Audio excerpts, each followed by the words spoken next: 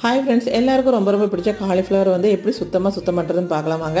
அதுக்கு ஒரு டப்பில் பச்சை தண்ணி எடுத்துருக்கிறேன். அதில் ஒரு கைப்பிடி உப்பு, கொஞ்சமாக மஞ்சத்தூள், கொஞ்சம் வினிகர் சேர்த்து இந்த தண்ணிக்குள்ளே வந்து இந்த காலிஃப்ளவர் வந்து ஒரு 15 நிமிஷம் ஊற வச்சுருங்க. ஊற வைக்கும்போது இதில் உள்ள பூச்சி புழு எல்லாம் வந்து வெளியே வந்துடும். நம்ம வந்து இதை வந்து திரும்ப ஒரு டைம் லைட்டாக வாஷ் பண்ணி எடுத்துக்கலாம்.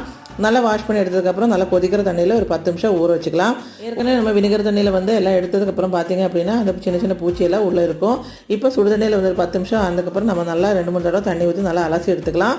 உள்ளே வந்து இந்த வரங்க எல்லாம் நல்லா க்ளீனாக வந்துச்சு. உள்ளே எதுவுமே கிடையாது. நம்ம எடுத்த உடனே வந்து கொதிக்கிற தண்ணியில் போட்டோம் அப்படின்னா உள்ளே இருக்கிற பூச்சி எல்லாமே உள்ளே சேர்த்து இருக்கும். நமக்கு அது ரொம்ப நேரம் க்ளீன் பண்ணுற வேலை இருக்கும். இப்போ இந்த மாதிரி பண்ணும்போது ஈஸியாக க்ளீன் பண்ணி எடுத்துக்கலாம். இப்போ காலிஃப்ளவர் சில்லி பண்ணுறதுக்கு நம்ம மசாலாவில் வந்து மிளகாத்தூள், மஞ்சத்தூள், உப்பு, கரம் மசாலா தூள், கொஞ்சமாக வினிகர், கொஞ்சம் இஞ்சி பூண்டு பேஸ்ட்டு, அப்புறம் கொஞ்சம் அரிசி மாவு சேர்த்து நல்லா கலரிக்கலாம். இப்போ இந்த மசாலா எல்லாம் சேர்த்ததுக்கப்புறம் நல்லா வந்து கலரி ஒரு 1 hour வச்சதுக்கப்புறம் நம்ம ஃப்ரை பண்ணி எடுத்தோம் அப்படின்னா சூப்பரான காலிஃப்ளவர் சில்லி ரெடி ஆகிடும். வீடியோ பிடிச்சி மறக்காமல் சப்ஸ்கிரைப் பண்ணுங்கள்.